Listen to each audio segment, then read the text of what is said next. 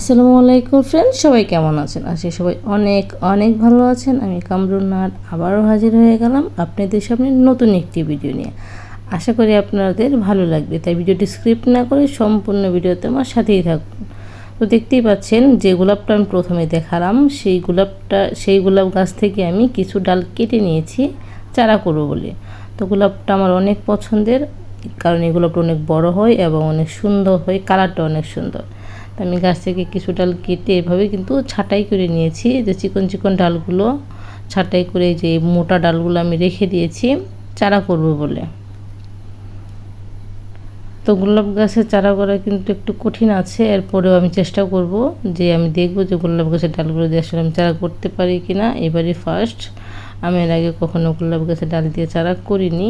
তো আগে ভিডিওটা করে রেখেছি, ভেবেছি যখন যদি আমি কাজটা সাকসেসফুলি করতে পারি তাহলে আপনাদের সাথে ভিডিওটি শেয়ার করব।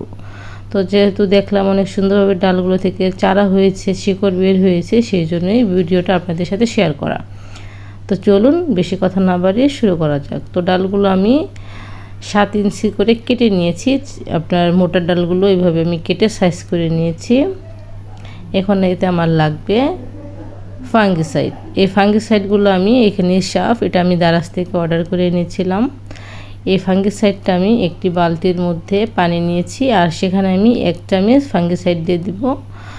এই ফাঙ্গিসাইডটা খুব ভালোভাবে আমি পানিতে মিশিয়ে নেব, মিশিয়ে ডালগুলো ভিজিয়ে রাখবো, যেন ডালগুলোতে আপনার ছত্রাক না আক্রমণ করতে পারে এবং ডালগুলো যেন শুকিয়ে না যায়, সেই জন্য আমার এই ফাঙ্গিসাইডটা মেশানো আর কি।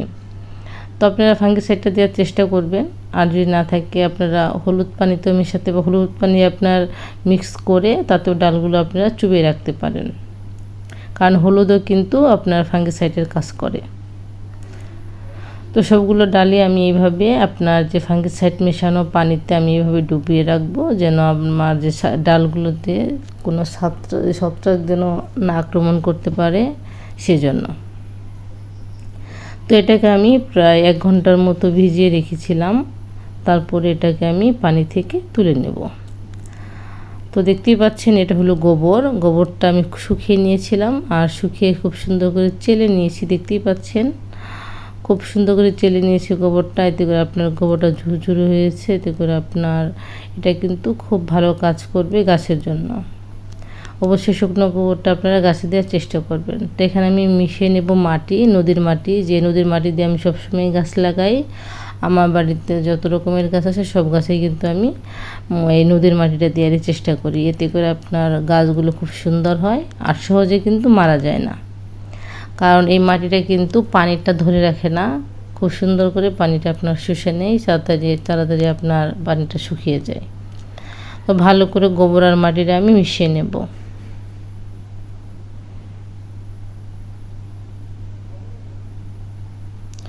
তো আমার গোবর আর মাটিটা কিন্তু খুব ভালো করে মেশানো হয়ে গেছে, দেখতেই পাচ্ছেন। আমি মিশিয়ে এগুলো আপনার ব্যাগে ভরবো, আপনার যে ব্যাগগুলোতে আমি আপনার চারা করি। তো আমার সেই ব্যাগগুলো ছিল না বাসায়, তো আপনার পলি ব্যাগ ছিল, সেজন্য আমি আপনার এরকম করে মাটিগুলো মিক্স করে পলি ব্যাগেই ভরবো।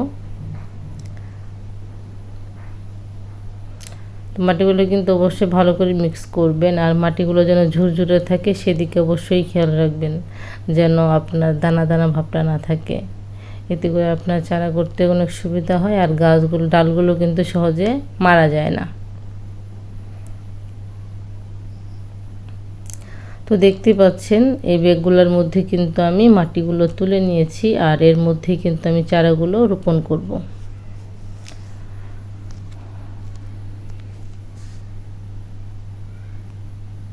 আমি কিন্তু ব্যাগগুলো কিন্তু একটু করে ছিদ্র করে দিয়েছি নিচের দিকে, যেন পানিটা না আটকে থাকে। এখানে আমি নিয়েছি রুট হরমোন, এটা আপনার এই রুট হরমোনটা দিলে আপনার শিকড় বের হতে খুব সাহায্য করে, খুব তাড়াতাড়ি আপনার ডাল থেকে শিকড়টা বের হয়ে যায়।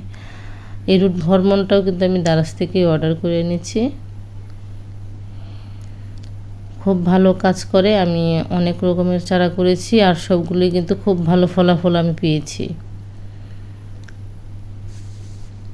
তো রুট হরমোনটা আমি নিচে রাখলাম এবং কি ডালগুলো এখানে আমি তুলে নেব। প্রায় 1 ঘন্টার মতো আমি পানিতে এগুলো ভিজিয়ে রেখেছিলাম, আর এত বড় বড় কাটা, কারণ ফুলগুলো যেমন বড় বড় হয় গোলাপের, আর এই গোলাপের ডালগুলোর কাটাও কিন্তু অনেক বড় বড়, আর হাতে লাগার সাথে সাথে প্রচণ্ড রকম ব্যথা করে। তো সবগুলো ডালি আমি তুলে নিয়েছি। এখন আপনার নিচের দিক, ডালের যে নিচের অংশটা থাকে সেখানে কিন্তু আমি আপনার রুট হরমোনটা লাগিয়ে নেব। আর যে পানিটা দেখছেন বালতির মধ্যে আমি ডালটা চুপিয়ে রেখেছিলাম, সেই পানিটা কিন্তু আমি ফেলে দেব না। এই পানিটা কিন্তু আমি মাটির মধ্যে যখন ডালগুলো লাগাবো তখন কিন্তু আমাদের পানি দিতে হবে, আর এই পানিটাই কিন্তু আমি সেখানে দিয়ে দেব। তো এইভাবে রুট হরমোনটা আমি লাগিয়ে নিলাম। নিয়ে আপনার আঙুল থেকে একটু ছিদ্র করে নিব, যেন ডালের জায়গায় রুট হরমোনটা না সরে যায় সেজন্য। কারণ এমনি যদি আমি ডালটা যদি লাগিয়ে দিই তো রুট হরমোনটা সরে যাবে সেজন্য। তো এইভাবে আমি একে একে প্রত্যেকটা চারায় কিন্তু ডালে কিন্তু আমি লাগিয়ে নেব।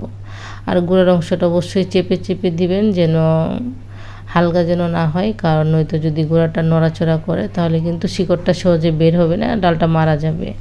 সেজন্য গোড়ার অংশটা অবশ্যই শক্ত করে লাগিয়ে দিবেন। আর এখানে দেখতেই পাচ্ছেন ফাঙ্গিসাইডটা আমি এখন ওই যে উপরের যে ডালের যে অংশটা ফাঁকা জায়গা সেখানে আমি একটু গুলিয়ে দিয়ে দিচ্ছি। এটা দেওয়ার কারণ হচ্ছে আপনার ডালগুলো তো একটু ছোটো ছোটো হয়, তাই একটু রোদ পড়লে কিন্তু ডালগুলো শুকিয়ে যাবে। এই ফাঙ্গিসাইডটা দিলে আপনার ডালটা শুকাবে না, সেজন্য এই ফাঙ্গিসাইডগুলো দেওয়া। অবশ্যই ফাঙ্গিসাইডটা দেওয়ার চেষ্টা করবেন, নয়তো ডালগুলো শুকিয়ে যাবে, মারা যাবে। আর যদি আপনাদের কাছে ফাঙ্গিসাইড না থাকে তো আপনারা হলুদের গুঁড়োটা দিতে পারেন। সবথেকে ফাঙ্গিসাইডটা দিলেই ভালো। বাজারে অনেক রকমের ফাঙ্গিসাইড পাওয়া যায়। ডাল দিয়ে যদি চারা করেন অবশ্যই একটা ফাঙ্গিসাইডের প্যাকেট আনার চেষ্টা করবেন, এতে করে ডালগুলো আর মারা যাওয়ার কোনো সম্ভাবনা থাকবে না। তো সবগুলো ডালই দেখতে পাচ্ছেন আমার কিন্তু দেওয়া শেষ, সেভাবে রেখে দেবো। তো এই যে দেখতেই পাচ্ছেন কয়েকদিন আমার কিছু ডাল মারা গিয়েছিল, কারণ আমি পলি ব্যাগে করেছিলাম। আমার পলি ব্যাগে করাটা এতটা ভালো হয়নি, কারণ যদি আমি যে আপনার সিমেন্টের বস্তার যে ব্যাগগুলা, এমনি যে চাউলের বস্তার ব্যাগগুলো দিয়ে যে আমি ব্যাগগুলো বানাই, তার মধ্যে আমি সবসময় ডালগুলো করি। তো সেগুলো ছিল না, অলসতা করে নিজে বানাইনি এবং কিনেও আনিনি, পলি ব্যাগের মধ্যেই করেছিলাম। তো দেখতেই পাচ্ছেন কত সুন্দর শিকড় বের হয়ে গেছে। অনেকগুলোর কিন্তু এভাবে শিকড় বের হয়েছে, আর কিছু ডাল মারা গিয়েছে সেগুলো ফেলে দিয়েছি। যেগুলো ডাল থেকে আপনার খুব সুন্দরভাবে শিকড় বের হয়েছে দেখতে পাচ্ছেন, একটু একটু করে কিন্তু আপনার পাতা বের হচ্ছে, আবার শিকড়গুলো কিন্তু কত সুন্দর শিকড় বের হয়ে গেছে। তো আমি কাগজটা থেকে এখন এগুলা সরিয়ে আপনার যে ব্যাগগুলোর মধ্যে আমি গাছ লাগাই সেই ব্যাগগুলোর মধ্যে ট্রান্সফার করে দেব। দেখতেই পাচ্ছেন কত সুন্দর শিকড় বের হয়েছে। অনেকগুলোর মধ্যে কিন্তু এভাবে শিকড় বের হয়েছে, আর কিছু ডাল মারা গেছে, যেগুলো আপনার চিকন কিংবা আপনার এরকমই হয়নি, সেগুলোই কয়েকটা মারা গেছে। এই দেখতেই পাচ্ছেন প্রত্যেকটাই, মানে অনেকগুলোই কিন্তু খুব সুন্দরভাবে কিন্তু শিকড়গুলো দেখা যাচ্ছে। আমি হাত দিয়ে ভাঙছি না, কারণ গোলাপের গাছ আমার অনেক পছন্দের। গোড়ার মাটিটা সরিয়ে ফেললে যদি মারা যায়, সেজন্য আমি আপনার ডালগুলো সরাচ্ছি না। এখন এগুলো আমি এর মধ্যে লাগিয়ে নেব, ট্রান্সফার করে দেব। পলিথিনের ব্যাগ থেকে আমি সরিয়ে এর মধ্যে লাগিয়ে নেব, কারণ এখন যেহেতু শিকড় বের হয়ে গেছে সেহেতু আমার কিন্তু এর জায়গাটা বেশি প্রয়োজন। আর গোলাপের ডালটা কিন্তু খুব তাড়াতাড়ি কিন্তু আপনার পাতা ছাড়ে, সেজন্য খুব তাড়াতাড়ি গাছগুলো বড় হয়ে যায়, সেজন্য এদের একটু বড় জায়গা প্রয়োজন। তো সেই জন্য আমি গাছ থেকে এই জায়গাগুলো সরিয়ে নিলাম। এখন গোড়া দিয়ে আস্তে আস্তে করে মাটিগুলো দিয়ে দিচ্ছি। তো দেখতেই পেলেন কত সুন্দর করে কিন্তু ডাল থেকে কিন্তু চারাগুলো হয়ে গেল। তো অনেকগুলো চারা হয়েছিল আমার এভাবেই। তো অবশ্যই বাসায় ট্রাই করবেন আপনারা এইভাবে গোলাপের চারা করতে। দেখতে পাচ্ছেন কত সহজেই কিন্তু চারাগুলো হয়ে গেল, যদিও সহজে হয়নি, অনেকটাই কঠিন ছিল, কারণ অনেকগুলো ধাপ পার করতে হয়েছে, এর মধ্যে অনেকগুলো সময় পার হয়ে গেছে। আশা করি আমার ভিডিওগুলো আপনাদের ভালো লেগেছে। সবাই ভালো থাকবেন। আসসালামু আলাইকুম, আল্লাহ হাফিজ। অবশ্যই আমার চ্যানেলটির সাথে থাকবেন এবং লাইক কমেন্ট করবেন। সবাই ভালো থাকবেন।